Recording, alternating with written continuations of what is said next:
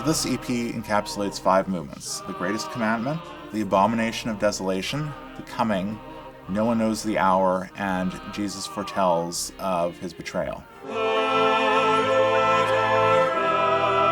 first movement is entitled The Greatest Commandment, and this is a cut-down version of a longer movement where Jesus is being questioned about what the greatest commandment is. This is what I call instructive text, and there's quite a number of movements that are this kind of text, which is really a relaying of information. You'll hear this being grounded in the 7/8 motif that you hear in a lot of these movements throughout the oratorio. So the abomination of desolation, probably the most extroverted movement in the entire oratorio, rooted in a 5/8, 10/8 motif, so very unsettled, very aggressive, almost bellicose at sections, and highly unstable metrically. There's a lot of warnings in this text, and again, it's very instructive in some manners, and it's a lot of things to be wary of, and so this is heightened, I think, by this instability and aggression throughout the text that's heard. So the coming differs from some of the previous movements in that I believe there's a little bit more hope to some of this text, even though it's still very filled with warnings of things to come.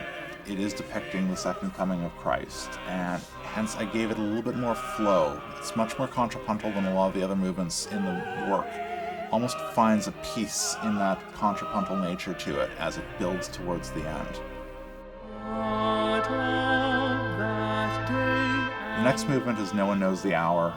This movement is very contrasting to the previous two, much more lyrical, much more meditative. It's almost hymn-like in many ways, and it features Carmen Price's tenor throughout it, and it just flows over this foundational bed that's been created by the music to convey the message of it. The last movement of this EP is Jesus Foretells His Betrayal. This is a very dramatic movement, and it begins with an allusion to the 7/8 motif heard throughout the work, but changed and darkened in many ways, and this gives way gradually to what I call the darkness motif, which is a very harmonically tense motif that starts creeping in more and more. This really is a contrast to everything else, but acts as a nice bookend to this EP as it sends the listener off to the final section of the gospel with Jesus' trial and crucifixion and resurrection.